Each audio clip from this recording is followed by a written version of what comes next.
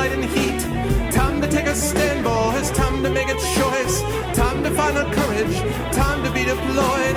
Make our only stand here. Make our roads complete. All we waited for now. Past the future meet. Get your weapons ready. Kiss the ones goodbye. Now our time is coming, and it is not the time to cry.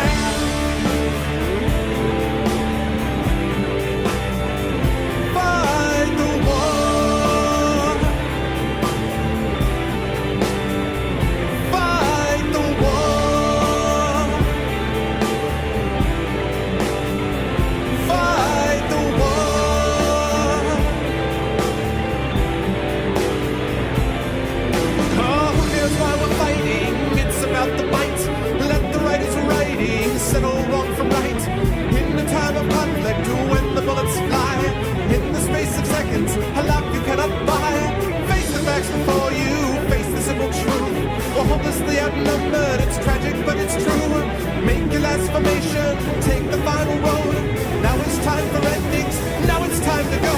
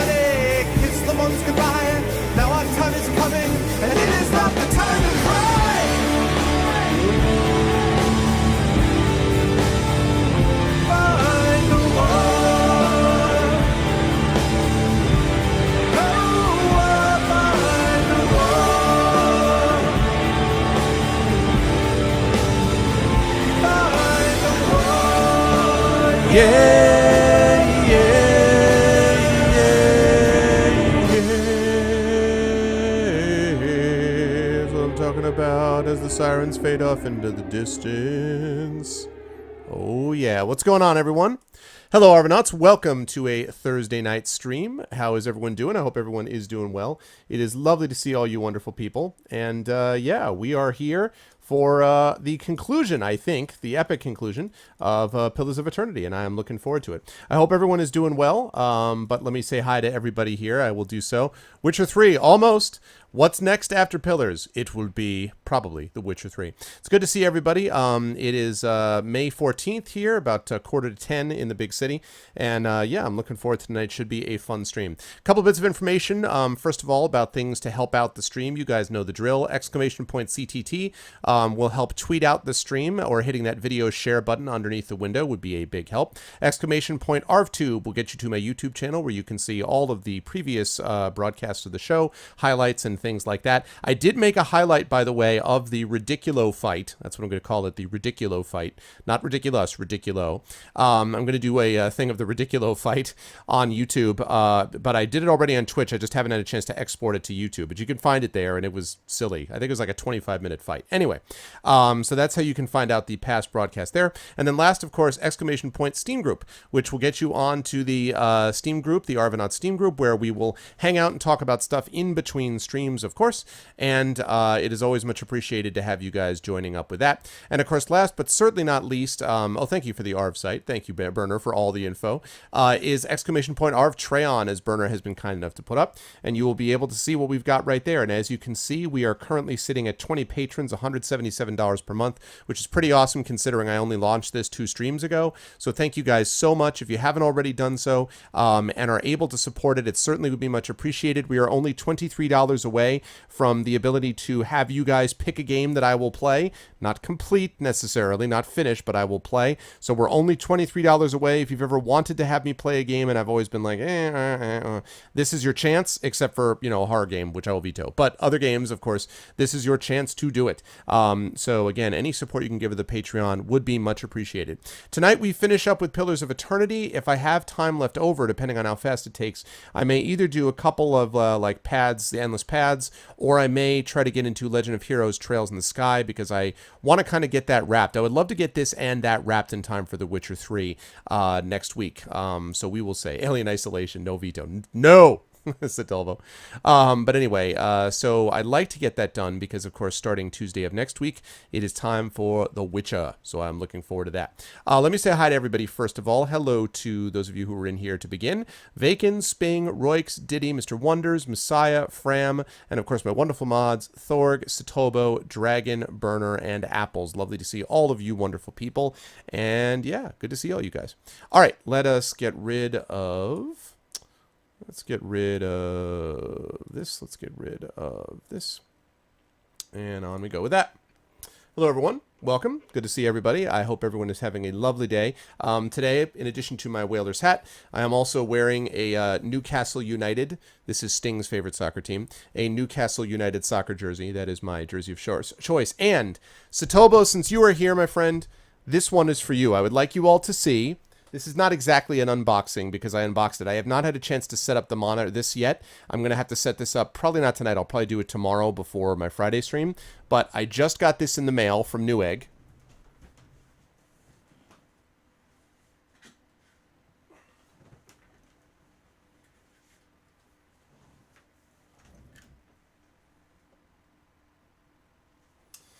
That, ladies and gentlemen, is a 24-inch Acer monitor, brand new. A G20, what is it? G247HL.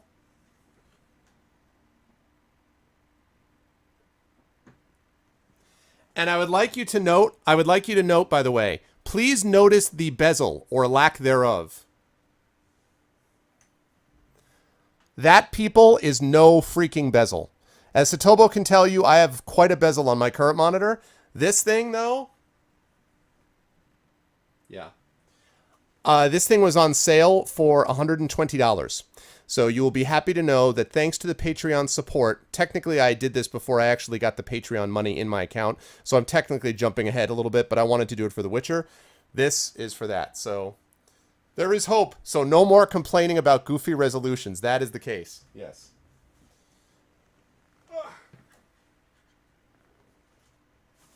And now I'm going to put this on it so that it doesn't get broken.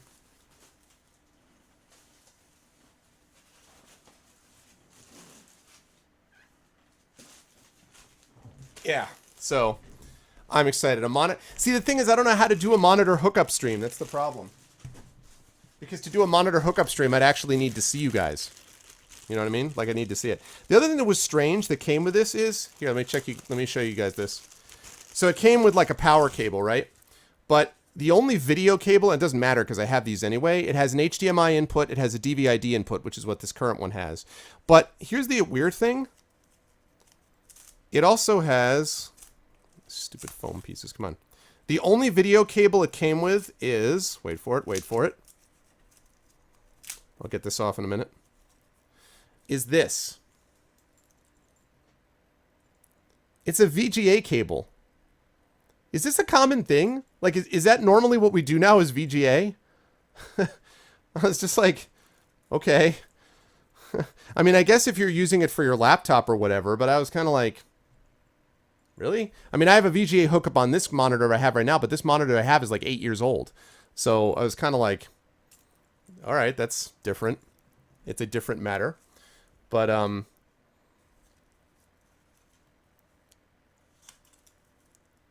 Is this 2005? Hey, Sping, what's up? How are you? 640 by 480 hype. Well, do you remember they had VGA and they had SVGA? They had like Super VGA, like VGA Uber. I should just replace it. I can't complain about the resolution. The thing is, I would do that, except that I don't want to screw up Pillars of Eternity with like, I don't want it to be like, wait, what are you doing? I don't want to do that like just before I'm setting this all up. That's going to be a nightmare. Plus my, currently my work computer is also on, because as soon as I'm done with you guys, I have to go back over there and do some more grading. So I have both of them on at the same time. 2 HDMI, 1 VGA, 1 coax, 1 RGB. Yeah. Even your laptop is an HDMI port. Yeah, it's like, I mean, I guess I get, oh, latency is only 8 seconds. Yeah, I heard that they're rolling out like this new like lower delay system, which is awesome. So I'm pretty pumped up about that. But I mean, listen, for laptops, I totally understand that. Like my laptop has still got a VGA cable because it's going to a lot of places where you have to do these kind of presentations and things like that. And they have these older connections. It's just strange that like of all the cables they could include, they were like, here, have a VGA cable. I'm like, okay. But it doesn't matter because obviously I already have a DVI and an HDMI cable, so I'll be attaching that. I'll be replacing this TV / monitor, and I have to admit I am pretty excited about the fact that there's no bezel on it at all. Like it's just, you know, and it got great ratings from Newegg. So anyway, so with all luck, I will have this running and ready to go tomorrow, which will be awesome. It's going to be good. No, the semester finished on May 11th. Mr. Wonders, but why is this not? Is that why? Hang on a second. Hold on a moment. Yeah, no, it's not. It's, the semester was over May 11th, but I am with, final exams, but I am still in the midst of grading. So I'm finishing up. In fact, this is what I have left. You guys recognize these? Those are what I have left. Those are the blue books that I have left. I've already turned in final grades from one of my classes, and I have those exams to finish up and then submit final grades. So that'll be done by the end of the day tomorrow, actually, so should be done. Max resolution is... Here, by the way, is the instruction book. LCD monitor. Now the TV or Wii in her room. Yeah. Amen. That's it. Okay, so let's see. Let me find out exactly what the resolution is. I think it's 1920. Let me see. Blah, blah, blah, blah, blah. 24 width, blah, blah, blah. Viewable angle, contrast, blah, blah, blah. Blah, blah, blah. Yes. Maximum resolution is 1920 by 1080 at 60 hertz. And it's got a D-sub, DVI-D, HDMI connections. It's got an audio input mode. It doesn't really have speakers, but I mean, I have external speakers, so it doesn't matter.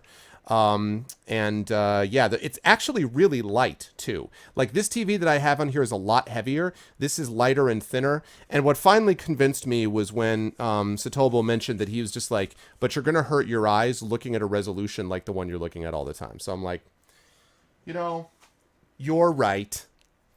So I did. There was a sale. It was on sale for $120, $140, and then a $20 rebate. And I even got the year extended warranty for $10. And it's Newegg, so it means it arrived in like 2 days. And so I'm excited. I'm excited to see the difference. And so I will be playing The Witcher 3 in full 1920 by 1080 glory. Wow. It is model number G247HL. It's an Acer. God damn it, Thorg, shut up. Yeah, it's 1080p native. But no, I'm not going to... I wasn't going to get a 4K monitor. Again, Thorg, $120, my friend. That's not that bad, but I am not made of money. Even though you guys are incredibly generous with the Patreon, I'm still not made of money. And so, you know... I teach English literature, board college student. I teach fantasy and science fiction, and I teach creative writing. I also teach a course in revenge tragedy and a course in Shakespeare. So basically fantasy, science fiction, Shakespeare, revenge tragedy, and starting in the fall, I'm teaching a course in Lord of the Rings and Harry Potter. So it's specific to Lord of the Rings. It's basically split in 2 halves. First half of the semester is Lord of the Rings. Second half of the semester is Harry Potter. That class was pinned, maxed out enrollment-wise in about 2 weeks. Because people were like, Harry Potter! Enroll. Yeah, Sping, that's what I saw too. Yes, and Satobo was nice enough to give me Witcher 3, so I am ready to go. So, yeah, exactly. The other thing I wanted to say, by the way, about that is, so today I just got done before I came on tonight interviewing on my podcast Speculate, which you can check out by doing !speculate. I just interviewed Carrie Patel. And if you don't know who that is, Carrie Patel is a fantasy author who's just written a book called The Buried Life, which came out from Angry Robot Books. Mike Underwood, Capoeirist Mike on here, is the North American marketing manager for Angry Robot Books and a writer himself. So that's a connection. But also, Carrie Patel is a narrative designer at Obsidian. She worked on Pillars of Entertainment, yes. She worked on Pillars of Eternity, and she was responsible for two characters, Sagani and also Aloth. So Aloth and Sagani were both this person, so I had a chance to interview her and talk a little bit with her about narrative design. When that show is out, and it'll probably be out next week, it's something you guys might want to check out, but she also said that when they release a DLC or like an expansion or something like that, that she would be happy to come on and talk about the writing process for that as well. So we're actually going to get another person from Obsidian on to talk about Pillars when the, expansion or the DLC or whatever it is actually gets released. So we've got that as well.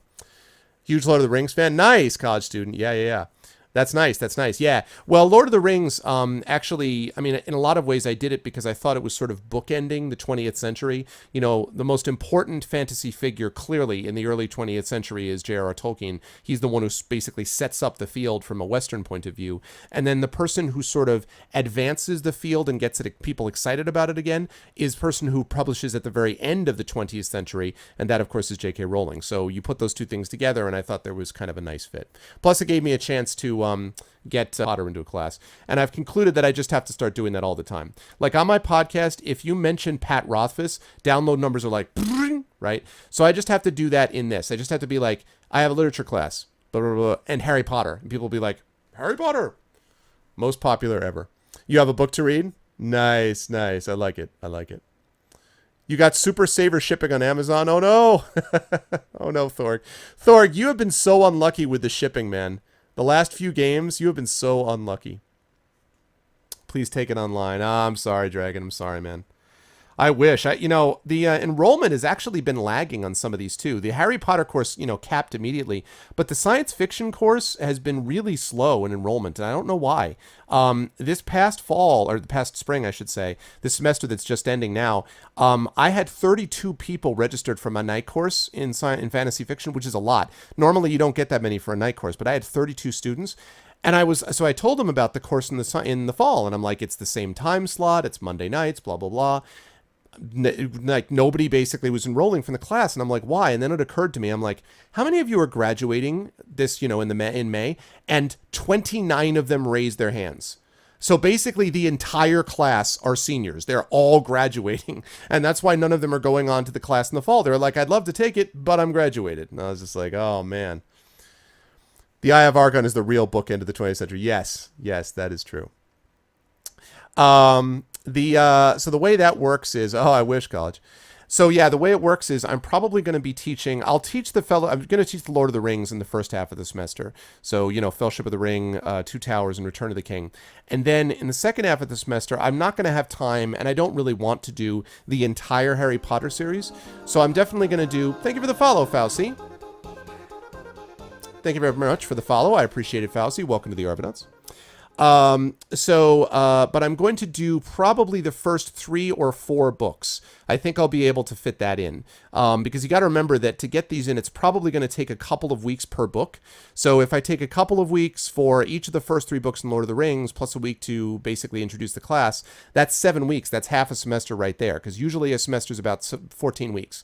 Then the second half of the semester would be basically I could do, maybe I could do a book every couple of weeks. So I might just get the first 3 books, either the first 3 or the first 4. So I'd get Sorcerer's Stone, I get the second book that I never remember, and then I'd get Prisoner of Azkaban, which is actually my favorite. Of all the Harry Potter books, my favorite is book 3. I know a lot of people like Goblet of Fire, which is book 4, but I personally prefer book 3 is my favorite. So I might get to book 4, I don't know, but I could definitely get the first 3 books. So we'll see. When am I teaching Shades of Grey? Gray Shade, not Shades of Grey. But it is, listen, if people mistake it for that and they see my book and they're like, oh, that must be the one, and they somehow it gets onto some list where all of a sudden they sell a billion of them, there are worse things in the world. You know what I'm saying, Messiah? There are worse things. I should pull out the rug out from under them and do all Silmarillion all the time. Nice. Well, no, I'll tell you why, Wonders. Technically, it would be high school content. However, these courses, especially my fantasy and science fiction courses, have often been introductory courses. This is the first time that I'm able to teach a course where I'm really able to get into depth on a particular work, as opposed to just, like, what I do now is I basically try to give a sampling of the field. So I start in my fantasy fiction class, I start with Beowulf, I work over to Grendel, I do Lion the Witch and the Wardrobe, and the reason I do that is because I'm at St. John's, which is a Catholic school. A lot of the kids have read it already, and so coming back to it as an adult is really interesting for them, and we can talk about allegory and that sort of thing. I teach Wizard of Earthsea. I teach The Last Unicorn. I teach usually The Alloy of Law by Brandon Sanderson, The Graveyard Book by Neil Gaiman, and then the last book, Floats. In the last couple of years, I've taught my book, which was the recommendation from my chairperson to do that. I was a little bit uncertain about whether I should do that, but it actually has worked out really well. So the point is that it's kind of a quick survey of the field, because I'm trying to give them a sense of what sort of created fantasy, basically leading up to, what we have it now, at least Western fantasy. So here I have a chance to sort of delve in depth on some of the books. And the truth is that a large number of students who are now coming into my classrooms were introduced to fantasy through Harry Potter. That's how they got started. And those people end up transferring over. So one of the things that I'm doing is I'm sort of talking about the ways that she is inspired by Tolkien, but also looking at the ways in which the work that got them involved in the first place sort of brought them in later on. So that's one of the things that's there. No, I don't cover the Canterbury Tales. I like Chaucer quite a bit, but the Canterbury Tales honestly is sort of its own thing. And really, I could do a class just on that. It also doesn't fit neatly into the canon of Western fantasy, because typically Western fantasy begins with Beowulf. Most people are in agreement with that. And then going forward, you have other things that could stand in. Spenser's The Faerie Queen is another possibility, works by Milton and others. But and obviously Dante's Inferno and things like that too. So all of those things could technically fit into kind of the fantasy realm. But I usually then jump forward into the 20th century to talk more about what happened from there. So Chaucer, I wouldn't be able to do enough of it to do it justice, and it doesn't really neatly fit into fantasy per se. So that's one of the ones that's like, oh yeah, Chamber of Secrets. That's right, Apples. Yeah. Chamber of Secrets. That's right. I didn't really like, no, I'm really glad to see you, Fosi. I really did not like Chamber of Secrets that much, I have to be honest. I love Sorcerer's Stone. Chamber of Secrets was okay, but it was kind of a disappointment. Loved Azkaban. Liked Goblet of Fire a lot. Not as much as Azkaban, but I liked it. And then the books after that, I liked them still, but they kind of dropped off a little bit in quality. Like, the bigger they got and the more editing that they needed, the more that I was kind of like, I still liked it. I still think it was a really good series. I'm still really glad that she wrote it. I'm still glad that she got kids interested in fantasy again and in literature. All of those things I'm cool with. But for me, the best books were books 1, 3, and 4. Those were the best in the series, I think. Sci-fantasy pedagogy. I know, right? All right. Yes, indeed. But we are actually going to play some Pillars today. But yeah. But anyway, so yeah. So I don't even know how we got on that subject. But anyway, just to say. And incidentally, I will bring this up. A couple of things. First of all, ArvCon should be coming up at the end of the month. Now, I'm still working out details on ArvCon. That's why I haven't put it officially on the schedule. I'm still working out the details, so bear with me a little bit. Next month, early June, the first weekend of June is Origins in Columbus, Ohio. If anyone is near Columbus, Ohio, and you haven't been here, I recommend this. This is kind of a smaller version of Gen Con. I'm going to be there as part of the Writers' Library, which basically is a group of workshops where a bunch of professional authors get together and talk about various subjects in world building, character, how to sort of break out in the business, the writing of various, like the difference between short story and novel writing, kickstarting your own books, self-publishing, small presses, traditional publishing, agents, all that kind of thing. And so that's run by Kelly Swales is the head of it, but it's also got Mike Stackpole there, who's well known for Star Wars stuff. and a bunch of other people. So anyway, I'm going to be doing that early June. Origins is always a lot of fun. And then in July, I'm going to be at ReaderCon in Boston, which is always a great time, actually Burlington, Massachusetts. Towards the very end of July, it's early this year, late July, early August is going to be Gen Con in Indianapolis, which is my biggest favorite. I love this convention. It's where I got my writing start. I will be there as part of the Writers Symposium, and it's going to be a big one this time, people. Bill Willingham is going to be there, wrote Fables. Terry Brooks is the guest of honor. We have Pat Rothfuss, who's going to be there. We have Elizabeth Baer, who's going to be there, who's a big shot in the field. We have Mary Robinette Cole is going to be there. My friend Mike Underwood, again, who's on this channel, he's going to be there. I'm going to be there. Lots of people are going to be there. So if you get a chance and you have a chance to stop by Indianapolis for Gen Con, that's going to be awesome too. And then later in August, I'm going to be going to, in all likelihood, WorldCon in Spokane, Washington. That's still a little bit up in the air, but there's a good chance I'm going to be going to that one. And then in September, I am for the first time ever going to Dragon Con in Atlanta. Hold Me. I hear it's really scary. It's awesome, but scary and crazy and like nuts. So scary, crazy, go nuts. But anyway, I'm going to be doing that as well. Yeah. So, but anyway, that's what's happening. So a lot of people are going there as well. You read the Canterbury Tales in original Middle English in high school? Wow, man. That's crazy. Absolutely crazy. Yeah. So, but anyway, so I am going to be very active doing conventions and cons. Obviously going to be trying to promote Icarus, the release of Icarus, about which we will have more news soon, incidentally. And then, of course, the imminent release next year of the first book in the Grey Assassin trilogy, Greyshade. So, all right, enough statements from me, enough comments from me. The time has come for what you're all waiting for, and that is Pillars of Eternity hype. Let's do it up. Oh, Whalers hype. Hell yeah. Hell yeah, Whalers hype.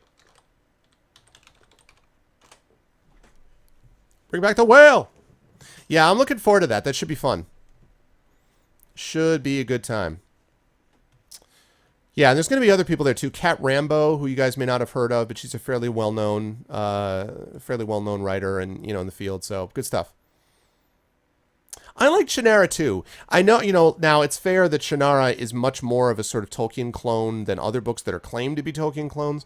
But I still think it's really good. I think it's a little unfair to just reduce it to a clone and just be like, oh, that's all that is. Yeah, I don't know. I feel like there's more than that, you know, to it, but I do dig it. Okay.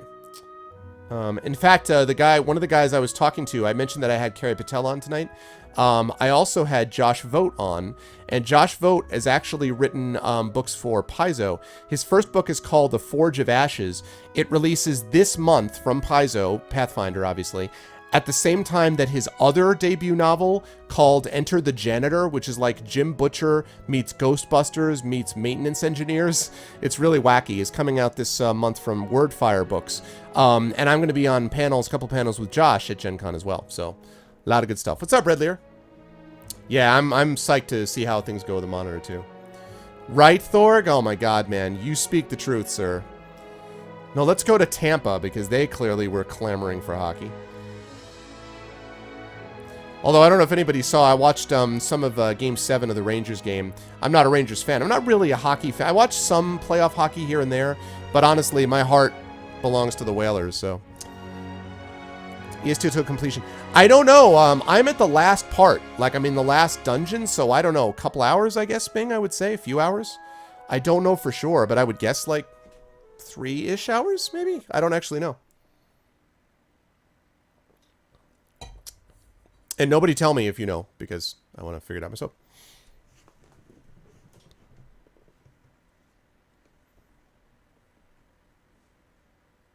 Maybe. I don't think Rowling is a perfect writer. I just think that Rowling is a solid writer, and I think she doesn't patronize her audience, which I think is a big deal, as opposed to somebody like, for example, Stephanie Meyer in the Twilight series, because I do think the Twilight series is patronizing. At least I think Harry Potter is not patronizing, and I give her credit for that. As far as the story arc is concerned, I would probably agree. I mean, I read Sword of Shannara, Elfstones of Shannara. The hell was the third book? I read at least 3 of them. And I did like those books a lot. I liked Al-Anon as a character, and I thought there was a lot of cool stuff going on there. So I like Brooks. I mean, listen, if you want to do that, like Dennis McKiernan is much worse as far as like Tolkien clone, like the Iron Tower trilogy where we must destroy like the bracelet of horror in the Mount of Doom. I mean, I'm slightly, you know, exaggerating, but still. Just nuts, man. Vampire baseball. Oh, God. It's like, here's the problem with Twilight. The problem with Twilight is it gives you vampires with no consequences. It's like you can be a vampire and it doesn't make a difference. Like you just sparkle in the daytime. It's like vampires, but with fun. Like, come on now. Yeah, well, she needed to be edited. Yeah, she needed to be edited in those last couple books, but... All right, here we go, people. Time to leap into the pit. A great pit lies in the shadow of the statue of Boudica. No light from the surface reaches the bottom, but even so, you catch flickers of a ghostly glow in the depths. A wind from the pit buffets you. It isn't cold, but it raises goose flesh along your arms. The wind carries a whisper, low and sibilant. Oh, you're a Thomas Covenant fan, Wonders? As you look into the pit, souls gather around you. They encase you in a cloud of essence that swirls around your body while you consider your next move. Let's do it! Jump! Jump! Jump! Oh. Jump. You jump, trusting in the promises of the gods and the power of the souls to bear you safely down. Jump! Jump! The sudden drop takes your breath away, but the souls catch you, encasing you in a shining, thrumming aura. But while they slow your descent, you can still feel that you are falling faster than you should. The essence flowing around you is strong but chaotic. You find yourself drifting toward the wall. Athletics, flip, directing yourself back to the center of the pit. Hell yeah. You steel yourself to the safety of open space. You manage to spread your arms and legs into an X, steadying your position and the race of your descent. You start to feel more comfortable until you notice that Kana is still falling too fast. Kana plummets, flailing and out of control. You could attempt to rescue, but the ground is approaching fast. It will take a feat of speed and agility to avoid injury. Dive for your companion! The ground is rising fast, and you're not quite fast enough. You snatch Kana out of free fall, but you're unable to regain control over your own momentum in time. You take the brunt of the impact, landing hard against the millennia-old stones of the Court of the Penitents. Damn it, Kana! Eventually, yeah. I actually saw Donaldson speak at a convention in Florida called ICFA. Yeah, White Gold, yep. But I don't remember a lot of it. It was a few years ago, and I don't remember the details, but... After what seems like an eternity, your rapid descent comes to an abrupt end. You remain still for a moment while your heart settles and your eyes adjust, breathing in stale, forgotten air. Before you, a narrow and eroded walkway becomes faintly visible in the dim light, cutting a winding path through a cavern so expansive it seems a world unto itself. In the distance, you can make out the cold gleam of living Adra veins that spike and fork in and out of view from the murky depths beneath. Their glow a faint and fleeting guide along the ancient trail. You look above at the opening you jumped through, now barely a speck of light like some distant star alone in the cosmos and forever out of reach. Your only way lies ahead. Nice. So I guess I can go back. Oh, wait. New quest, Memories of the Ancients. Everyone all right? No shattered knees? Good. Just me, then. That was bracing. This place is cursed. I have bruised ribs, though. Quest completed. Council of Stars. Yeah. All right, well, here we are. This is Act 4, I think, or this is the final act. The final act. Okay, so now, here's the thing. I'm a little concerned about this because what I should do, honestly, is I should probably rest because I lost like 20 fortitude and 2 constitution. I mean, bruised ribs isn't terrible, but was the endgame autosave? Oh, okay, cool. So I'm trying to decide if I should rest here. What do you guys think? Anyone have an opinion? Should I rest here? What are these spikes? Spikes? I mean, I feel like I don't want to waste camping supplies. I have 4. I don't want to waste them, but, like, I don't want to go into a fight, like, down con. Unless there's another way to fix it. Is there another way to heal it? On your word. That's just health, right? That's not... I don't have any way to fix this, do I? Or do I?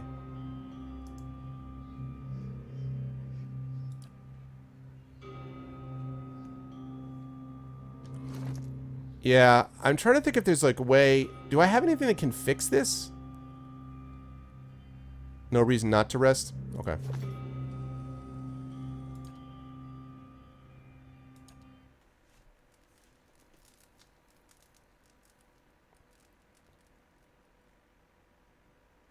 Okay.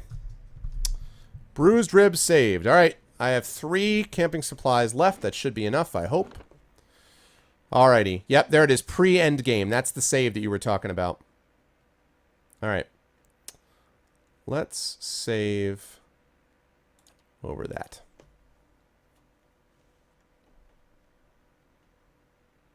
Okay. Alright, let's do it. As you say. No, not with you, Kana. Let's all do it. I Let's shall all be go quiet together, as shall a we? calm sea, which is not very quiet.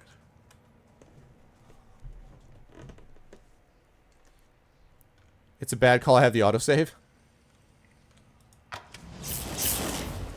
Whoa. Be cautious. Be constant. Wow. Millennium's worth of dust fills in the cracks and crevices of this skeletal relief. I have to really be cautious. Super cautious. What's up, G? It's a tarp. I don't think that trap did anything. I don't seem to be affected by anything. Quit. I have zealous focus. Okay. Yes? Oh, God. Now this I haven't seen before. Failed to disarm it. Tell you what I failed to disarm. Yep. These are the companions I want. It is indeed. I like these companions. The only one that would be a question mark would be Aloth, but no, I pretty much like all these. You have to have Ader. I like Durance a lot. Pallegina is my second tank. I need her. I like Kana, especially when he gets his 4-level chant off. It's pretty awesome. And she can actually turn the direction of a fight. Plus, I really like her character. So, yeah, I'm pretty good with them. Sagani, I'm like, eh. Haravius, eh.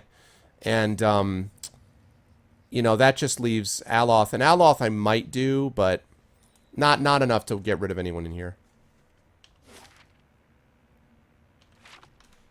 It's the Soul Adra prison.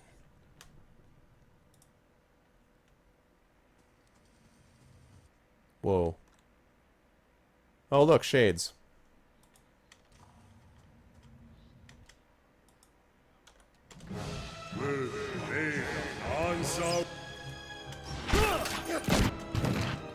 Wow. Alright. Let's go for you next. Durance, if you would please.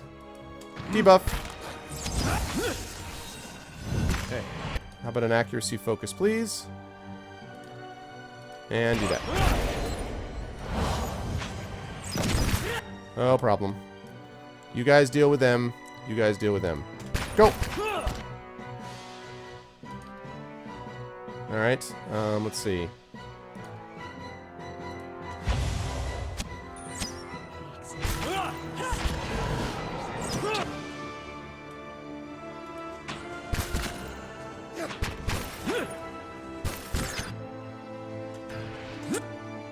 Alright, good. You're good to go. Let's see.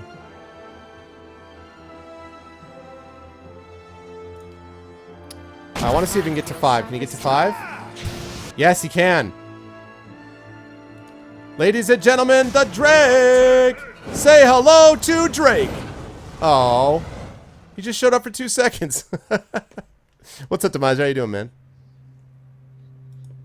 Oh, you're just messing with my head? Great. Oh man, that was so disappointing. Yeah, that's right. Almost, Demiser. Just a few more. Just a few more to fail.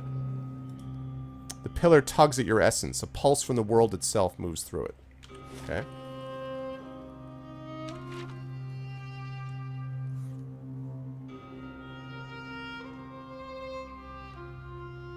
Light Certainly in terms of effectiveness, yes, but I just find that Kana's... I mean, there were several times when Kana has completely saved me just because of his summons. Plus, I also kind of like him as a character, whereas Haravius annoys me. I find him an annoying character, and I don't know, he just never seemed to fit with my playstyle. I don't really know why. Soul Guardian Pillars. Who the hell are you? Adra Animate. Oh. Okay. Oh boy. Alright, let's get you some accuracy. Durance, let's get you some debuff, please. Let's see. Let's get you...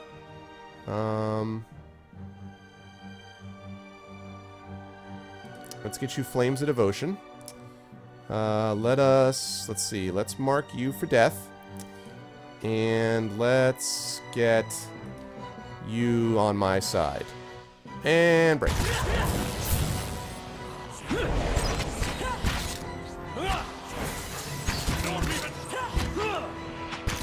Okay. Now, if you would... Oh, wait. Just do this, then. Dope. Yes, they're on my side. Oh, my God. See, that's what I mean. She just charmed a bunch of them. That makes such a big difference. Those charms make a huge difference. All right, wounding shot on you. Hey. And let's see. You've almost got Drake up. Keep it up.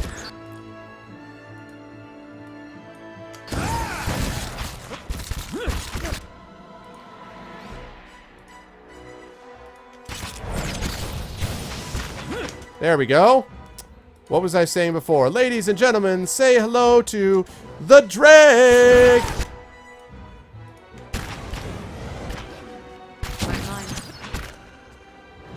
Okay, Drake, please go over here. Oh my God, people.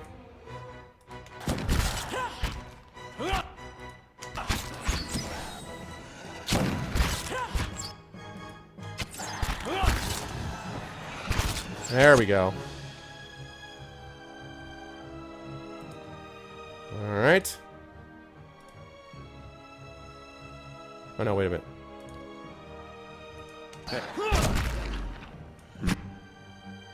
There we go.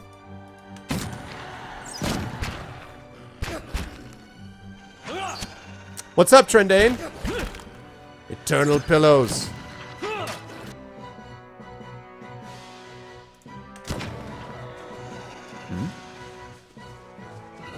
Nice. Well done, Drake. Wow. That's a lot of stuff, yo.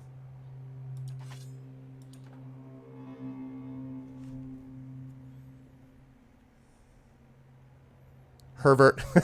Trending. Oh, man. The ancient address still bears the impression of the 1,000 souls broken upon it. Your soul burns with remembered suffering. It was interesting talking to Carrie tonight.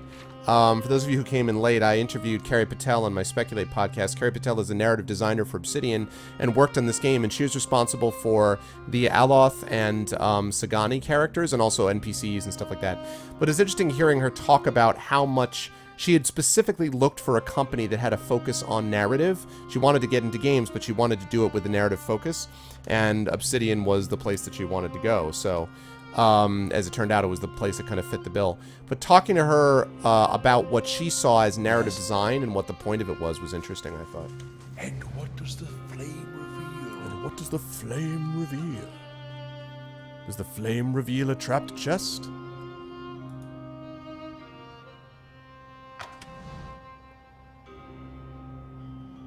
A trap misses me. That's right, it misses me. I knew that all along. Ooh. Interesting. Glanfith and Stalking Boots. Sneak attack bonus. Alright, let's see what we got. Daybreak. The product of the careful engineering of an Ennemancer from Solace Vale. Hoping to create a defense against the blights and phantoms that often plague neighboring villages, he developed a morning star that was especially effective against such nightmarish beings. Unfortunately, he died before he could make more. Even though he had no involvement in the early experiments with Hollowborn, he was murdered by one of the many lynch mobs that formed after the appearance of the first Wict. 24 to 34 crush, 12 accuracy, 45% damage, +1 enemies engaged, 5% accuracy against Wilder. It's nice. The problem is he needs to have a shield.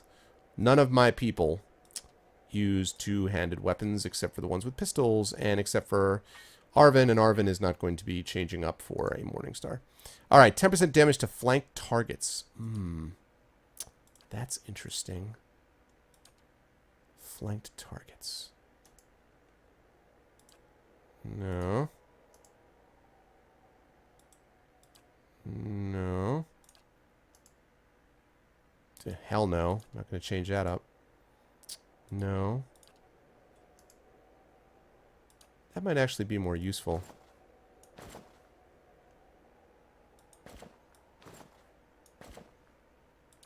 Okay. You just interviewed for a QA position at Capcom? Nice, dude. Nice, nice, nice. You gotta let us know how it goes, man. You'll get it. How did the interview go? Do you feel like it went well?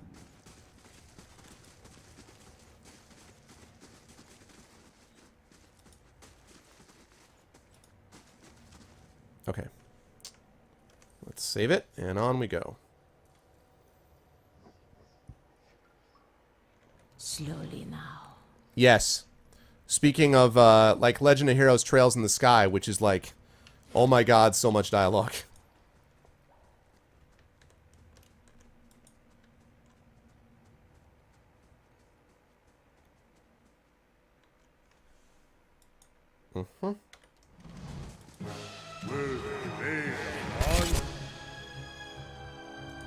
On Sawoom.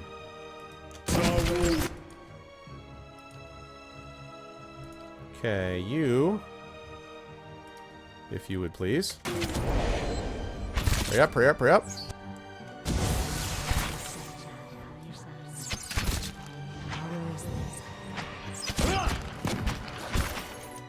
Okay. I said... Come on, Durance. Not that hard, man. I'm playing this game 70 hours. You don't know how to do this by now.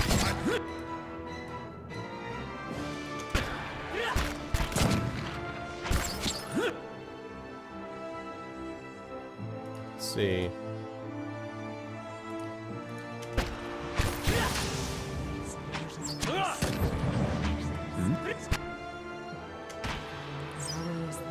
Alright. Good stuff. Takes so much space.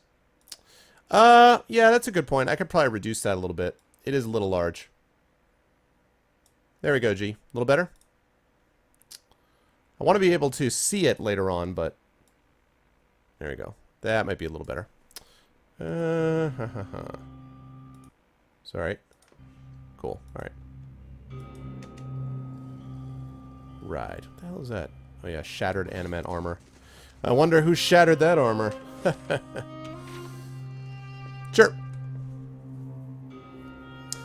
Several other applicants talked to the interview, felt a bit rushed. The impression I got was they were worried I might think my previous experience as a Q lead may make me overqualified. I don't care, need the income. Well, find out tomorrow, Monday. Nice, man. Awesome, dude. Listen, Trendane, if you get this job, you know, if you might be so kind as to let your favorite Twitch streamer know about any Capcom games coming out, I'm just saying.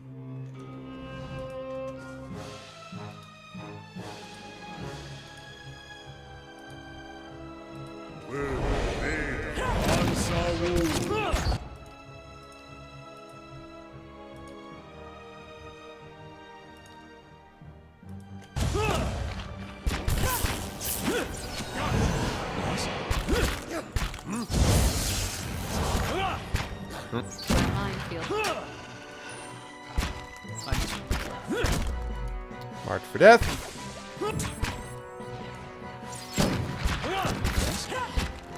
Wounding shot. Yes.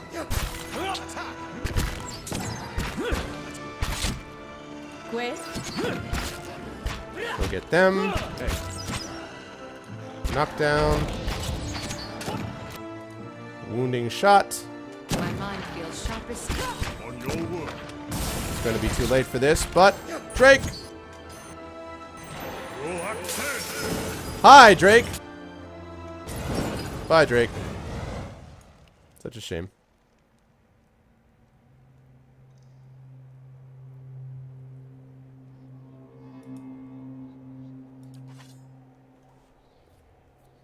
Ah. I'll gladly play Resident Evil on stream. Yes, I appreciate that. Yeah, I'm just saying, you know. Nice, Burner. Oh god, can you imagine? Pillars is a 2D game. Hey, did I hear that somebody released a torrent of Witcher 3 and that they had to release something to fix that or something like that? Was I dreaming that? I thought I heard there was some issue relating to that. Did I hear that or not? Indeed. God damn it. Get out, get out, get out, get out.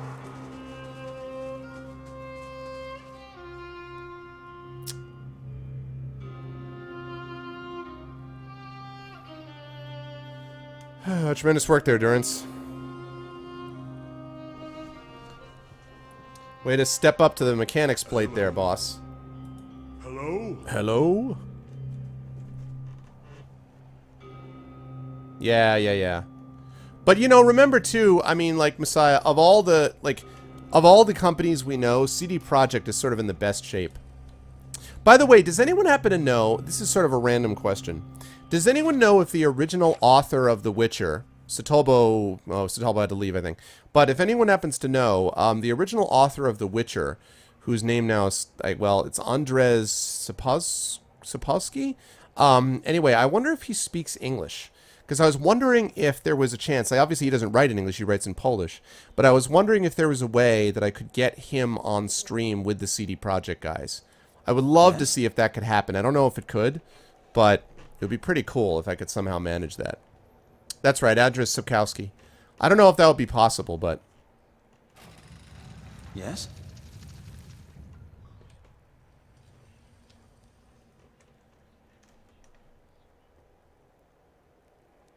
Of course.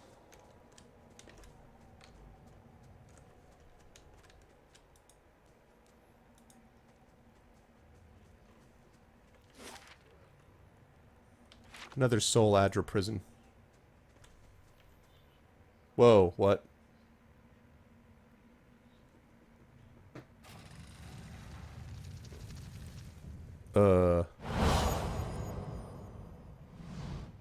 Ayavara. A column of Adra rises above you, stoic and silent. Its ridged layer a measuring stick for the passing of ages. It feels to you as a thick block of ice, and you perceive buried deep in its core a dim, flickering flame, all but extinguished, yet preserved against the ravages of the elements. At your approach, the flame seems to steady and draw strength, and the layers separating it from you melt away, and you are bathed in its glow, a bright beacon in the gloom.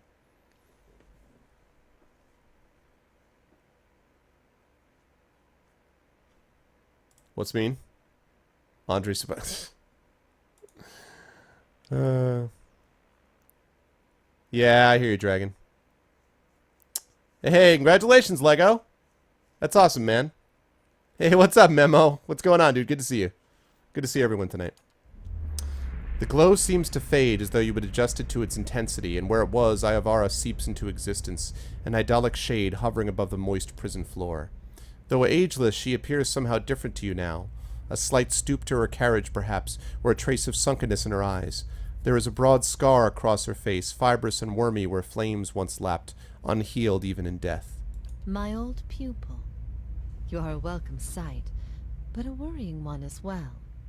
Do you still wander lost in the darkness after all these many years? Listen, Ivara, not all that wander are lost, okay? Hey, Zimmy, what's up, Zimmy? How are you, man? Good to see you, Zimmy. You are so different now from who you were then, yet much remains the same. Old troubles with a new face. What is it that has brought you here? I'm here to free you. A gallant gesture, if a bit misguided. And yet I suspect there is more to this than you have said. No, I'm not bored. What gives you the impression I'm bored with it? I've had a great time with this game, man. I have loved this game. I just said that I didn't want to go through, like, 10 more levels of, what do you call it, the endless paths, that's all. But no, I've had a great time with this game. I mean, I put 70 hours to it, but trust me, I don't put 70 hours into a game that I'm bored with. So, no, I'm not trying to get it over with. I feel like I'm going to be able, I'm looking forward to having it over in the sense that I'll then be able to get to The Witcher when it comes out, that's all. But no, I'm very happy with Pillars. Yeah. Has anyone tried GOG Galaxy? Has anyone tried it or not? I can only guess your presence here has something to do with Theos. The energy of this place changes when he is near. I don't know what he has done, but I do know of the souls that pass through here now. They do not come by choice. Yeah, you like it, Jay? Theos diverted them from the cycle. He seeks to empower Woedica and to blame Animancy for the damage he's caused. After all this time, he would still stand against the tide. You knew me when Theos did. There's something I need to know about that time. I will tell you what I remember. There's something about that lifetime my soul can't let go of. I need to know what it is, and I'm running out of time. I see moments from that life. Of you, of the Inquisition, of Theos. Yeah, I wondered about that, Trendane, but I wondered if it's supposed to be like she's super present. Like, I don't know. I'm not sure. I can see his influence, still hanging like a weight about your neck.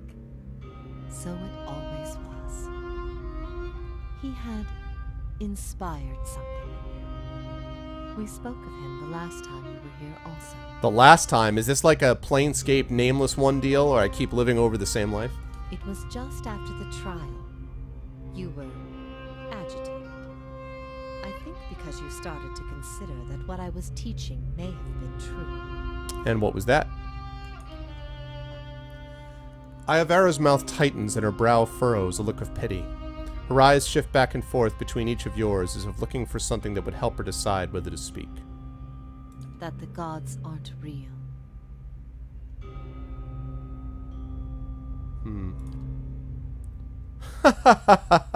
Of course not. It all makes sense now. She's not serious. Perhaps not to her. Many are those whom the gods have scorned. This is petty retribution. But that's not... Is that the truth we've come for? That even the gods are false? What I taught was that the gods whose faith we had been spreading were not gods at all, but something else entirely.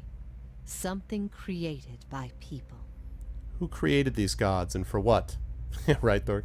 They were conceived by Engwyth, a society of high minds and broad concerns. Theos' people. In their time, every people worshipped its own gods. Sometimes they warred over it. After a few wars of their own, the Engwythans sought an end to it. They devoted all their energy to finding the true creators. Generation after generation, they prodded and worked the stitching of the world and unlocked its secrets. One day, they found an answer. Except the answer was no answer at all. Yeah, right. There were no gods to be found. Or if there ever were, they were gone. It shook them, this finding. If they could discover this on their own, how long until others would? How long before war and chaos reigned over a world without consequence? But they had mastered many things in their pursuit of these answers. And with their mastery, they crafted their own gods to fill the void, and sent missionaries to the corners of the world to spread their faith. How did you discover this? The Engwythan missionaries all knew it, but they never told the rest of us. They meant it to be a secret that died with them. And in the end, they allowed their bloodlines to fade from memory. I had been assigned to join a few of them at a temple. I found the door to their chambers closed, but the room was stone and the door thin. Their voices carried. I heard enough. I investigated the things they spoke of, and everything was there, just as they said it'd be. Yeah, I hear that, Jay. It's interesting. Be interesting to see what they do with it. Later on, after I left the Order, a few Engwythans found my words persuasive and joined my cause. They revealed what I did not already know. This is why you started your own faith? I never thought of it as faith. but I think you are right to call it that. Let the world see. Let them decide what to do. That was my faith. I became a missionary because the gods brought me hope that I wanted to bring to others. For a time, the truth sent me to a dark place. Then the day came when I realized nothing had changed, that I still had a purpose, and the purpose was the same and it was worth living for. I began questioning the other missionaries in public, exposing their parlor tricks. In time, their following became mine. Is it true what you taught? You asked me this once before. Nothing I can say would be any proof, and it may be certainty your soul craves. Resolution. But if you are bound for the same place Theos directs these souls, you will see for yourself as you once did. Everyone faces this truth at one time or another. Few confront it. Few have the stomach to ask what if. And in avoiding the question, they deny themselves an identity of their own. Ivar scans her audience in silence, her eyes thoughtful, lingering on each member of your company in turn, finding interest in things unseen. What if all the tragedy, all the persecution, came in defense of an imposter? That's not... That can't be right. Aethys, he's done miracles for people. The power of the gods is undeniable. The truth of the story they weave is not. What if it were forbidden knowledge rather than fault that earned your doom? Right. What of your guilt? I have seen with my own eyes the deceptions of my goddess. The Watcher has shown me as much. But it was not until now that I understood how truly desperate she was. The depths of her deception. You speak of her deceptions, but what of your own? Was it her words that led you down your path? Or was it the absence of her words? A gap that you filled with your own broken thoughts? Oh, snap. Beads of sweat coalesced on Durance's forehead and trickled down the sides of his face in streaming rivulets, as though he were a block of ice standing before a great pyre. That's a nice image. If all our common threads are spun from a lie, what's left to bind us together? I don't know. I never found the answers I sought. But after all we have seen, I think the gods are not enough. Perhaps the threads are unraveling. The lies too old. I think maybe we are all meant to be divided. Every effort, every search for a single truth will... Hey, Varney, what's up, man? Because there is no single truth. Well, this is depressing. We seek simple answers where there are none. Threads spun from falsehoods tend to unravel on their own, my friend. For it is in our natures to seek truth. Good to see you, Varney. What if even mastery over all things cannot answer the most basic of questions? I stopped asking those questions long ago. It is enough to cure for those we love with the time we have in this life. What if the cycle of birth and death is nothing more than a tool of endless preoccupation? The grieving mother returns Iavara's gaze, nodding her head almost imperceptibly. For a moment, all is silent. Iavara nods back, seemingly moved by some unspoken understanding.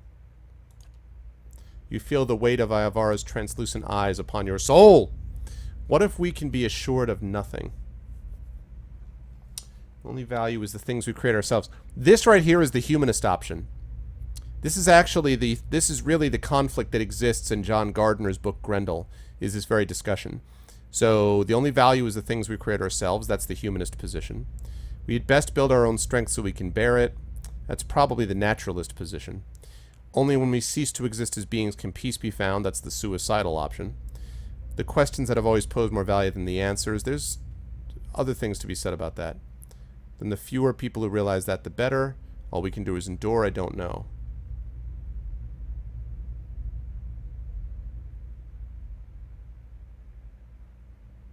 I wonder if she means assured of nothing as in the end is nothing, or we don't know what to be assured of. I think the questions. A question is a journey, and a journey is what makes us who we are, it's true. But when one journey leads only to the next, then where may one find rest?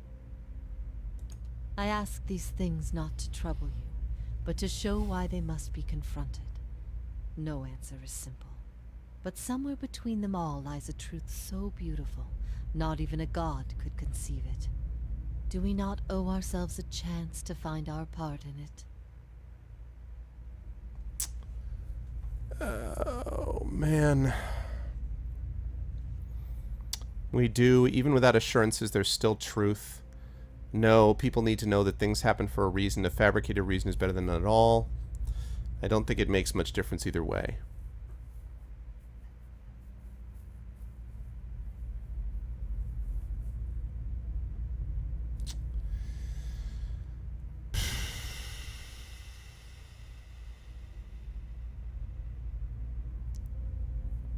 See, I feel like the third option, I don't think it makes much difference.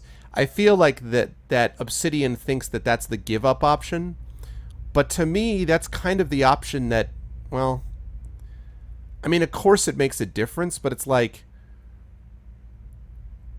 if you could continue to produce and do things, even if you believe there was nothing afterwards, or if you weren't sure, if you didn't know, and you continue to be the best person that you could be on the Earth as time went on, then you would at least have left the planet better than when you arrived in it. And if it's true that there was something afterwards, you might also be rewarded for that work. So in a way, it doesn't make much difference, but I have a feeling that's not how they're going to read it this way. I'm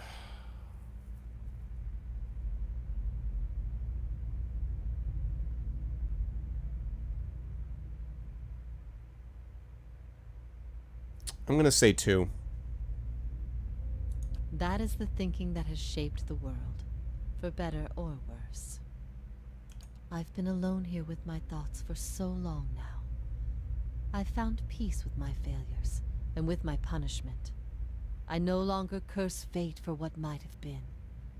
But there is one thing that has clawed and scraped at my mind all these years. One thing that will not be put to rest until I know. Until I understand.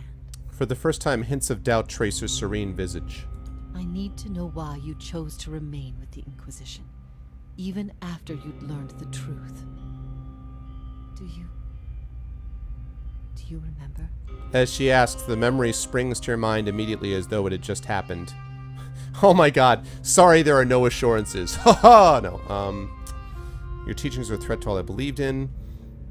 I resented you. Wanted to please the gods.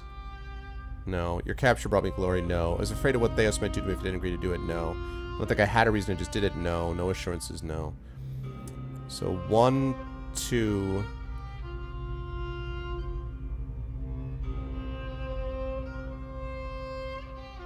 I resented you. I think maybe I suspected. I just didn't want to believe it. Not from you. When you showed up at my camp that day. No, I haven't yet. Like I will. I've been before. I agree with that, Trendane. Careless. If you resented me then, I bear the blame. I agree with that. And since none of us can know for 100% sure, I find, hey, what's up, Fenrir? Since none of us can know for sure, I feel like... I don't know. I feel like there's just as much of an arrogance about atheism as there is about anything else. That there's no chance there's anything else. There's no way we can know that for sure. And so acting in the best way that you can seems to me is sort of living out the creed and the life regardless of what you believe in religiously. And I do find it fascinating that all of the religions tie into a couple of major strands that have a kind of universal truth. I'm a Unitarian Universalist, so, you know, I've spent a lot of time talking about stuff like that. Good. Good. The things I taught, the things I believed, I needed to hear that. I needed to know it wasn't because... Agreed, G. Exactly. Exactly. I agree. Yep. Let's see. The things I taught, I needed to hear. I needed to know it wasn't because... I needed to know that it wasn't because... I thought Theos was right because I doubted you. I needed to know it wasn't because after everything you'd learned, you'd still rather believe in a lie. If that is the conclusion people reach once they know everything, then my purpose has been a mistake. That seems a harsh connection to draw. You were a blank slate to me once. A blank slate that I had taught the wrong things.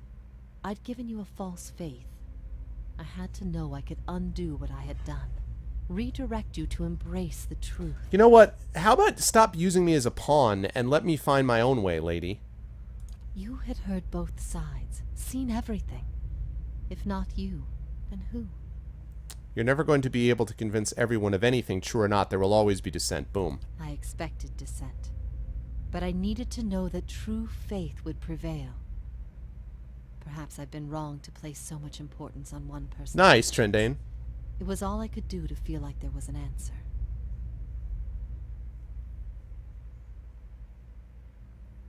Even knowing what you've told me, some part of me knows it doesn't truly answer what I wished to know, nor will an eternity of silent contemplation. I will have only my guesses and suspicions, and that will have to do. And what of your understanding of our past? Are you at ease with the choice you made? I see the world differently now than I once did. I regret what I did to you and wish for forgiveness. That's true, because even if I don't agree with her belief system, or lack of a belief system, either way, I wouldn't want to, you know, do what I did for Theos. I would do it again given the chance. Certainly not. It wasn't me who made that choice. I bear no responsibility for it. That's a cop-out, though. There is nothing to forgive. The fault was always mine. I led you down the path that led to Theos. When I tried to steer you back, it was too late. To have taught someone wrong is far worse than to have done wrong yourself. Yeah. Long have I wished No, we're you going to stop with knew that now. this. For sure, Apples. It's just that it's Time like... has long since passed. You're right. We want to be careful not to go any farther than that. I'm just, since this game is raising these questions, that's all. But you make a good point. Roll for opponent. Oh my god, man. At first I thought this might be the source of your soul's anguish. But now I see I was mistaken. You are not divided on this matter. You have put it behind you. It is with Theos that your agony lies, in sun and shadow. Your questions are not for me, but for him. And it may be that only an answer from the Damn it, mouth of Fenrir. Theos himself will satisfy your needs. Damn it, Fenrir. Yet if there is anything I can tell you that would be of use, ask and you shall know. Are you bound here until the end of time? In a matter of speaking. This is Braeth Yamen, the court Oh, of the penitents. Yamen. Souls are confined here until they repent. They must beg the forgiveness of a god, pledge their soul to them, and they will be lifted from this place to the world above. In truth, they receive leniency, but not true mercy. The spite of Woodica is eternal. They linger above, at the site of the old court, and are not permitted to leave the island, forever severed from the cycle. All of a sudden I had this image of like, and I'm waiting till the end of time to hurry up and arrive, 'cause if I need to spend another minute with you, I don't think that I could barely survive. This prison was full once in the days of the Inquisition, Yep. but time weathers all things, even will. I'm the only tenant who remains. Yet, I feel their presence strongly now, as it was in the beginning. You have brought many of them here. Cry out for the judgment of Theos. You have struck some bargain with the gods, then. The other gods aid me because they want Theos destroyed. I owe them no debt. They aid you because they would bend you to their own purposes, built gods from ideals. And an ideal on its own is a grotesque and vicious thing. That's an interesting statement. See, that's interesting. An ideal on its own is a grotesque and vicious thing. And the one thing I can say is that the only true evil is dogma. Dogma, which is by its nature incapable of accepting adjustment, incapable of accepting change, incapable of accepting influence. dogma is the one dangerous thing, it seems to me, that creates a whole bunch of other dangerous evil things. So that's interesting. An ideal on its own is a grotesque and vicious thing. I'd have to think about that. Because the ideal of peace or the ideal of love, love seems like such a powerful thing that it's... I guess you could think of different ways to look at love, but I feel like love is... True love, understood as love, is very difficult to manipulate in that sense. But these souls, these forgiven the gods have bequeathed you like chattel. Yeah, that's true. They were loyal followers in life. They will be with you to the very end. Right. Let's see. Why don't you repent? You could be free of this place. Last time someone asked me that, I was bound to an iron wheel with a broken spine. There are many things I've come to doubt about the choices I made in life. But that trial was my one moment of certainty. Even without a chorus of gods to tell me I had been right.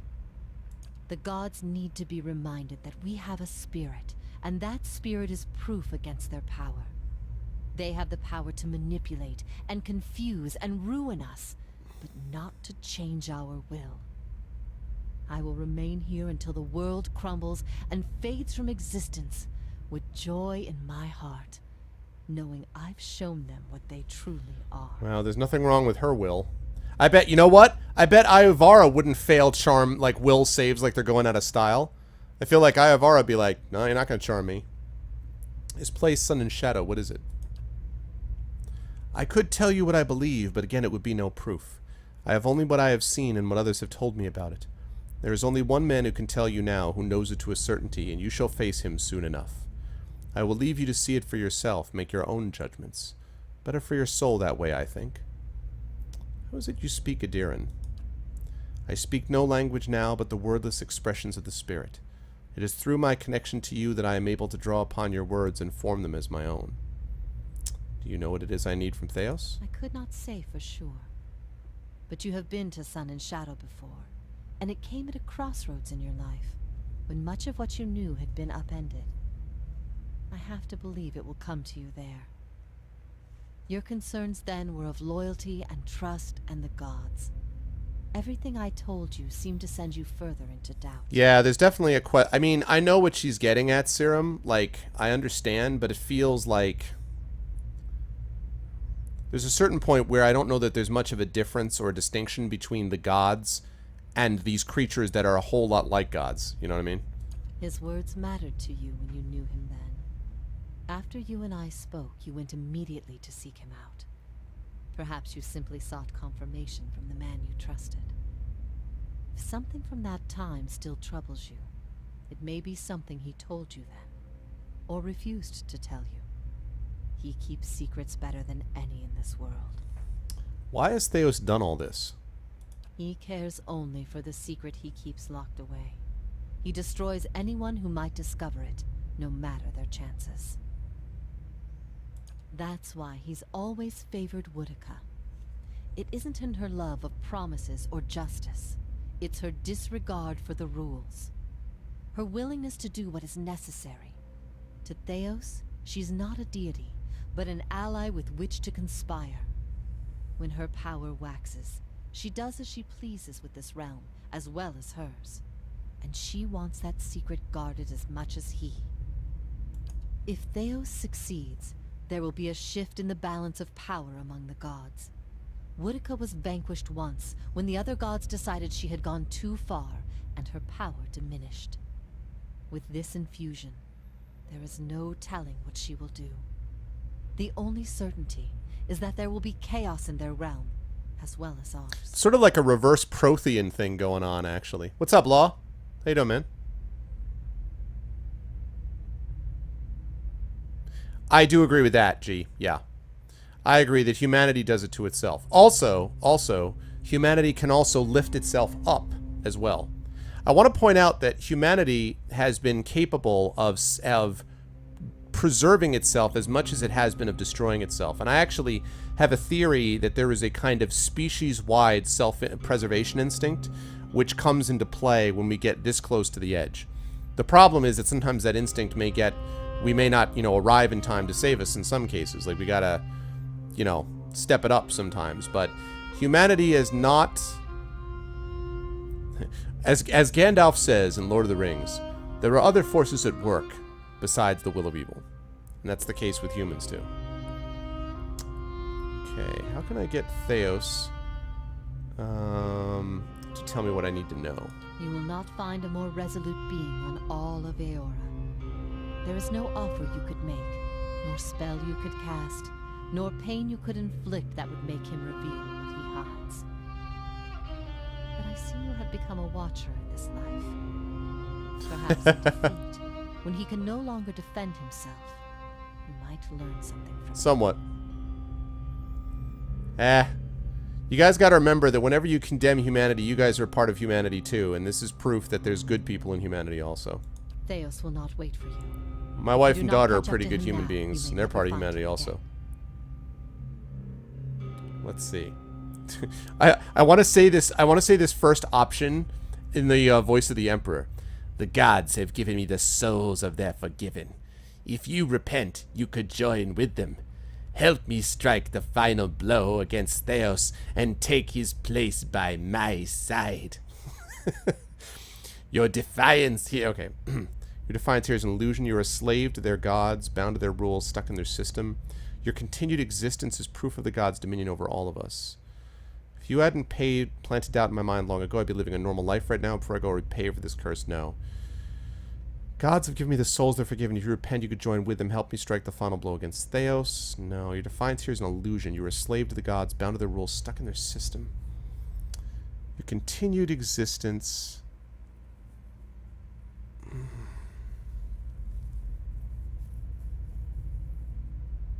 is proof of the gods' dominion over all of us.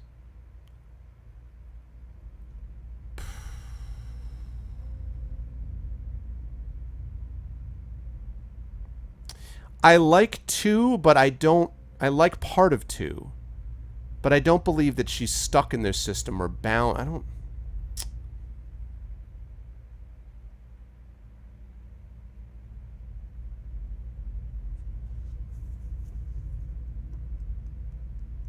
That's true, Varney.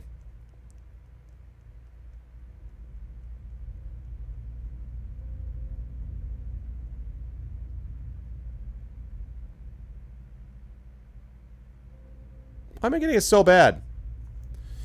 Damn.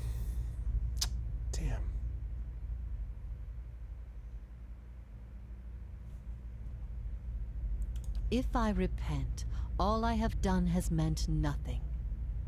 All right. Goodbye, then. For my part in leading you to Theos in the very beginning, I hope you can forgive me. I hope whatever final guidance I've given you here proves more useful. Well, maybe she is now, though. Like, now she'll know. If ever we should meet again, in this life or any other, I hope to find you at peace. Wow.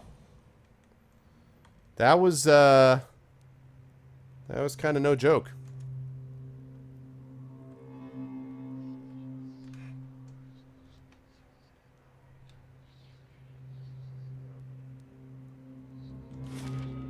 Yeah, I mean, she says that they did all these searches for it, Thoughts you know. will be as silent as my feet. Sounds, the Grieving Mother sounds like the same one as Ivara.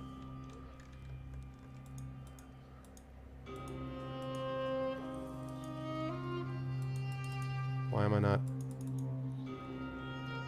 Okay. Ooh, I was granted something. What was I granted? Steps to the wheel?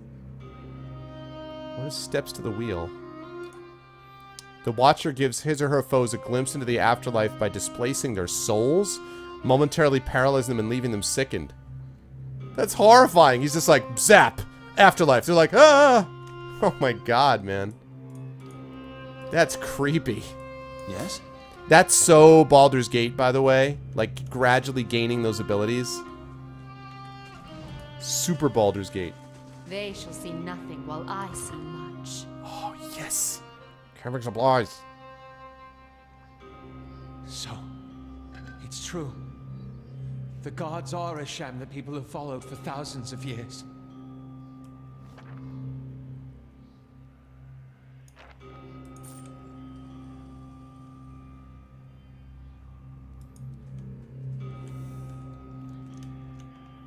Let me talk to my bro Ader.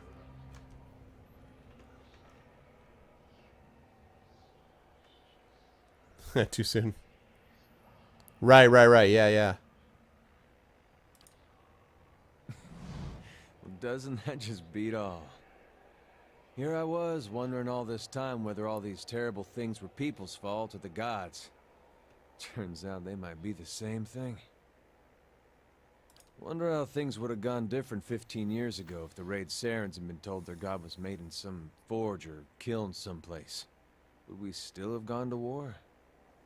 People were starving. They'd have rebelled sooner or later. It was their god that made them believe they were right. Doubt they'd have fought if they knew it was fallible. I think they'd have rebelled eventually. I could see the rebellion still happening, but I don't know that they would have invaded. He looks down at the ground, drumming his fingers against his side restlessly. When he speaks again, it seems half to himself. I don't know. When Woden left for war, we, had a fight. As brothers will. What about? About him going off to war. He was set on it. My parents warned him. They said you get a new country with every trip across the border. Hey, Xanos, what's up, man? You only get the one. Me? I didn't know who was right. All I knew was I didn't want him to go. It's the same for families as it is for gods. You only get the one. I said every vicious thing I could think of, trying to change his mind. He brushed it off. Just got me madder, of course, him being so calm. He said I should come with him, but he'd understand if I didn't want to. I told him he'd better be able to face his god one day and answer for what he'd done. He said he'd keep that in mind. And then, he was gone. By the time I'd cooled off, months had passed. One morning it dawns on me that my brother always knew better than me. If he was so sure of what he was doing, then I should be there with him. I packed my things and was on the road that same morning. Of course, what I didn't know then was he'd already changed his mind. By that time, he was dead on that field. Do you think he went to Weidman because of what you'd said to him? Crossed my mind. You live in a place like Gilded Vale. You don't have a whole lot else to do other than think about things you don't want to think about. Oh, poor Ader. I hope that wasn't it. I hope he went there because it's what he thought was right.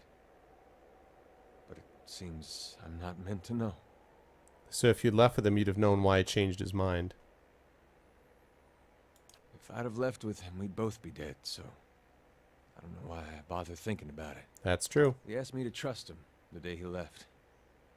Said if I went with him, he'd make sure we were on the right path.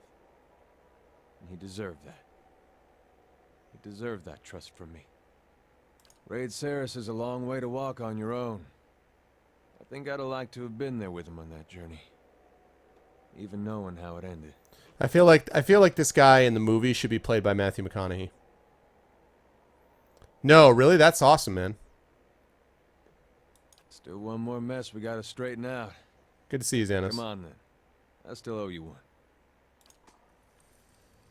Interesting. Cool. Alrighty. Let's save that up.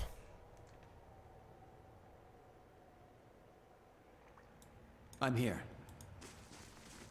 If secrets whisper here, I shall listen for them. Oh.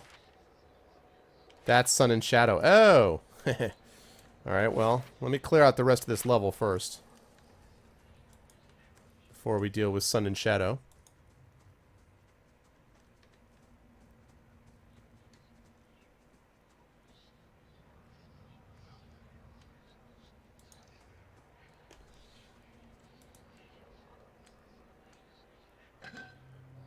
Wow. 1,000 gold. You cannot access the stronghold here. What? No, I'm just kidding. As if I care.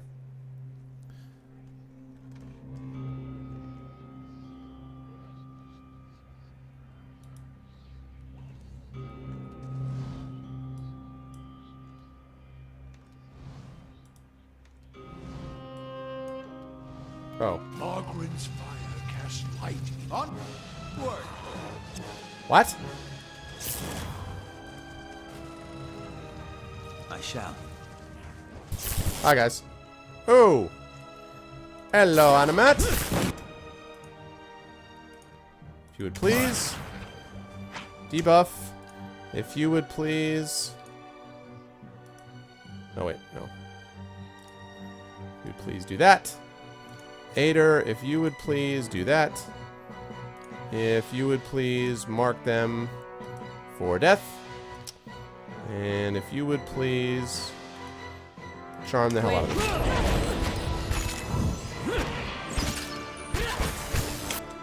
Alright. Let's see. Let's go with that, please. Yes!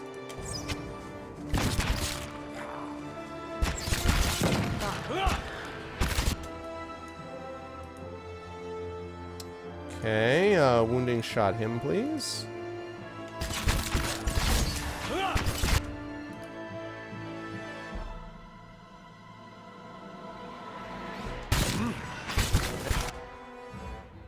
Excellent. Ladies and gentlemen, the drag!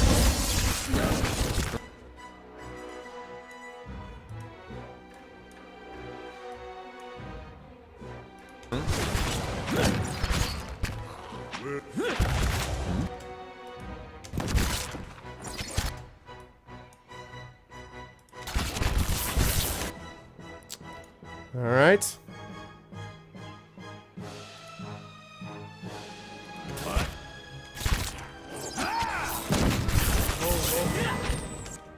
Okay.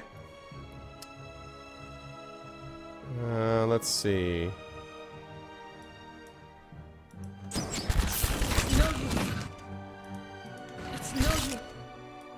Yes, it's a use. This is kind of messy, this fight. Time for tactical positioning. But this is my dragon! This time this is my dragon, man. That's the difference there. Okay. You...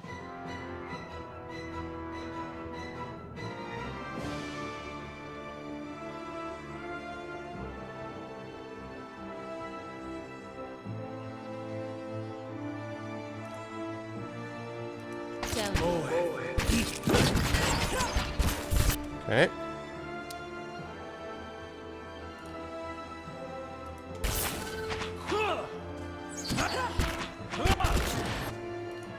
Yeah. I asked you to put a shiny beacon in there. Please do that. How are we doing here? My mind feels sharp. Oh, God.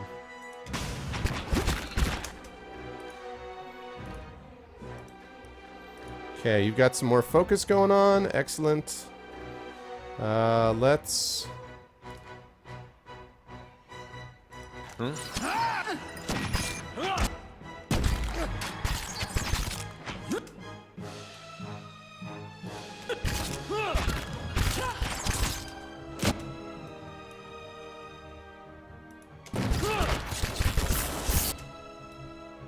Ow. Okay. Tell me. Okay, let's try to get some more endurance here, shall we? We'll get some shields here going on. Let's see. Let's get that will thing going on, please. My mind feels sharp as steel. There we go.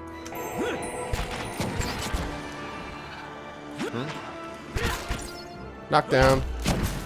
I'm here. I wonder if I could summon a second Drake. Can I summon a second Drake? I'm here. No, I can't. Okay. Woof! Ah, love it. Nice. Alright, they handled that pretty well, actually. I'm fairly pleased with that. Requires 8 mechanics plus 9 lockpicks. Ah ha ha ha!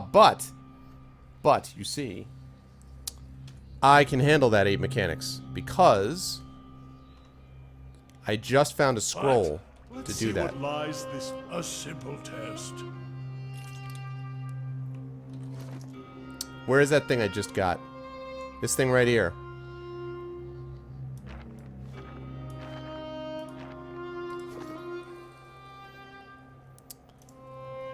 +3 mechanics for 138 seconds.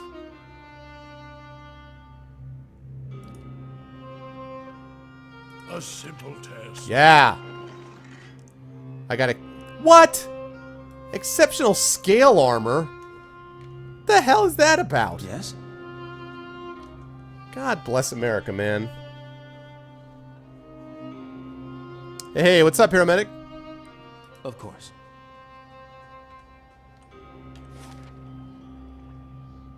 Soul Guardian's pillar.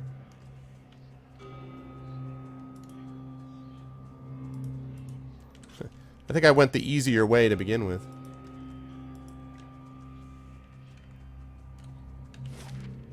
Oh, interesting.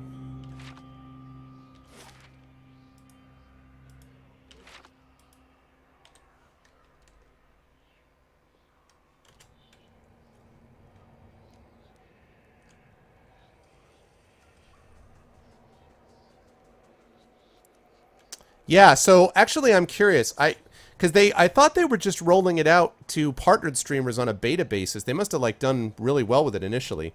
But actually let me test it. Let's see. Somebody please type in the word as soon as you hear this, please type in the word chocolate. As soon as you hear this, please type it in. I want to test the chat delay.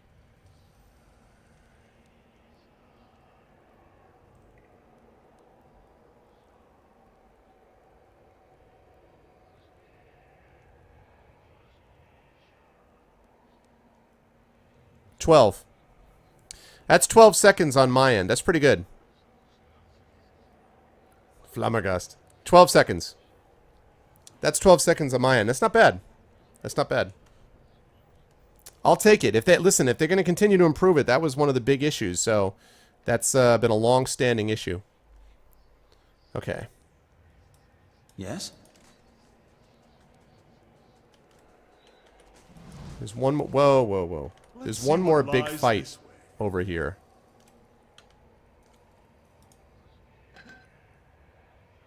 Scroll of Wall of Flame. I can see that being very useful in the potential closing boss fight. Mental lag is OP. Now I want chocolate. Yes. Oh god. No. Cool. Alright. So I've just got this one section over here that's left.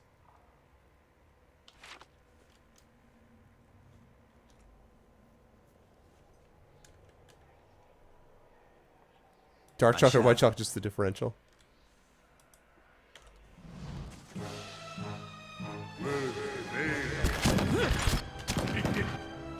Okay. Now.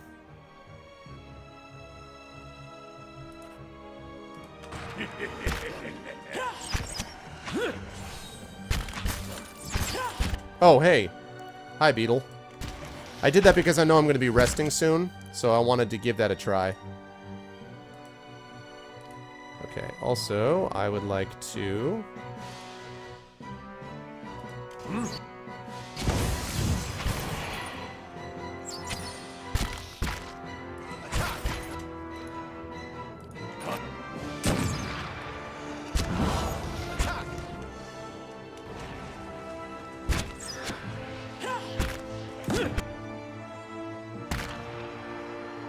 Nice. Milk chocolate for the win. Hey, what's up, Zepchi? It depends on the dark chocolate. My wife really likes dark chocolate. I like dark chocolate under some circumstances. Depends on the nature of the chocolate. If it's too dark, I'm not a fan. Honestly. Like, if it's too dark, I'm not... Whoops. I'm not down with that.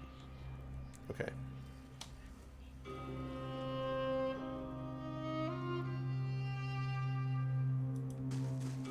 Keeping an eye out. Whoops.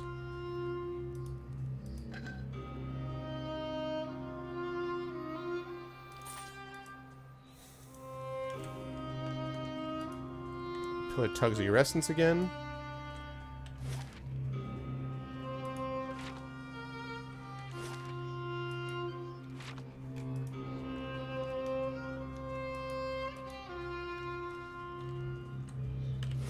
I think that's that whole map, actually.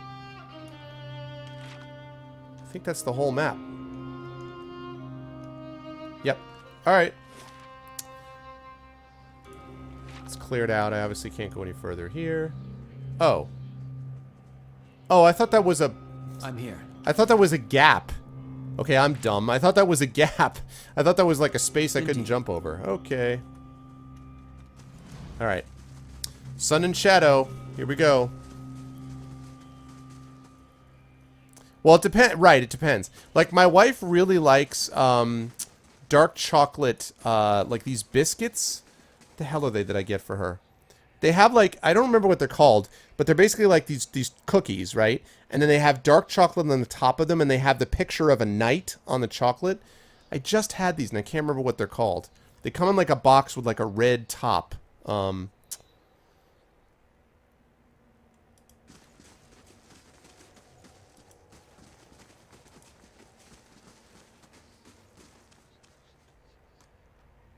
Okay.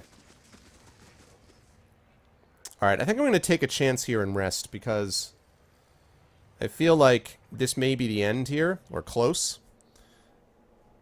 Is it Kingsman? What's up, Fade Oblivion? But it's... Well, no. I'm not talking about Pepperidge Farm, though. I know about the Kingsman cookies that have, like, the chess pieces or whatever. I'm not talking about that, but it's got, like... It's like cookie, and then there's, literally, like, a block of chocolate on top of it, like a thin block. And then the knights on top of that. For a favorite book. Yeah, my favorite book is, well, technically it is a combination, because Lord of the Rings is technically a book. My favorite individual book is The Hobbit, which is a sort of, that's as much because I love it and it's nostalgic and a lot of other reasons. And then Lord of the Rings sort of as my favorite series. Always has been. Hello, Task Force Delta. Yeah, my main is a ranger. Yep. Alright, save. Where are we? There we are. Okay. And now we rest. Dresden Files is not better than The Hobbit, Xanos. You terrible, terrible person, you. Yeah, sure. Alright. Save. Breathiman. Milk chocolate. Alright, let me take this out. Let me check this out.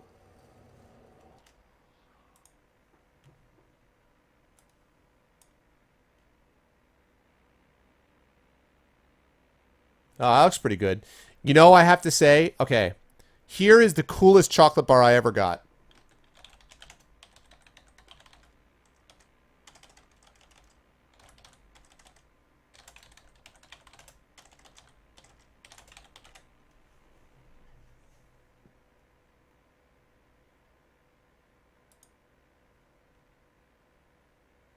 This thing.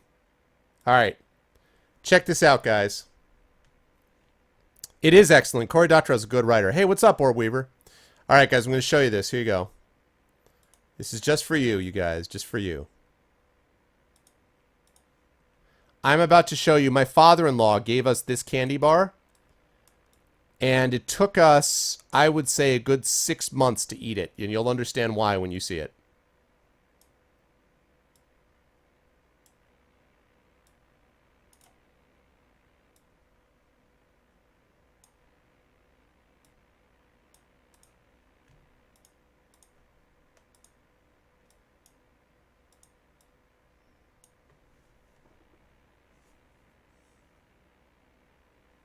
Oh, yeah. Alaska wild berry product. It was a chocolate bar. It was huge. It was ridiculous. Ridiculous how big it was.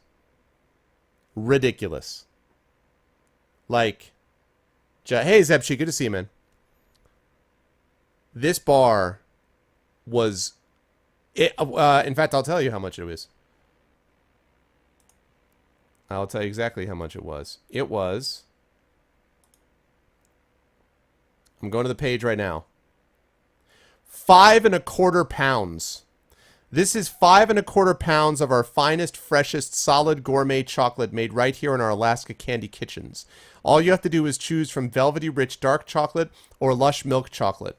Alaskan artist Michael Bannon was commissioned to design this wildlife montage just for Alaska Wild Berry products. His artistic image is molded into each chocolate bar in intricate detail. This massive chocolate bar will enchant the senses of smell, sight, and taste, making it a marvelous gift, but please don't eat the whole bar at once. $49, people, and you can have 5¼ pounds. 5¼ pounds of this. Dun dun dun. 5¼ pounds of madness. Chat, feel the power. Oh my god, it's starting to stretch too.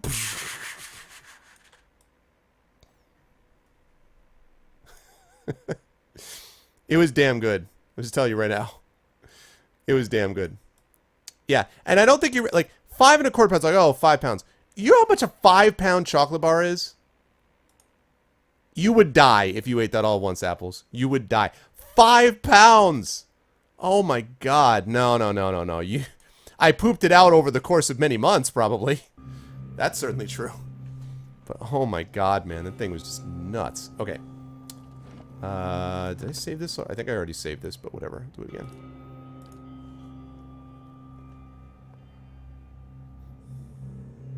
Alright. Sun and Shadow. Here we go. No, not it costs $50. 5 pounds, but 5 pounds of weight, 50 pounds of cost. I know, right, X? Memories of the Ancients. Alright, I'm searching for Theos. Theos. I must find you, Theos. Oh, hey, check it out! Check out who just leveled! Ooh, this is the music!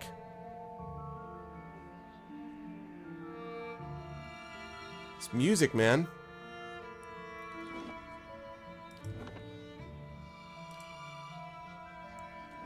Dude, I love this music. It's like some bizarre Tim Burton movie. Now, this is reminding me of Arcanum. Barney. This is reminding me of Arcanum. Alright, so I get to level up to level 11. 2 pounds in 6 minutes. God damn. Alright. This athletics helped me the last time, actually. Let's go with that.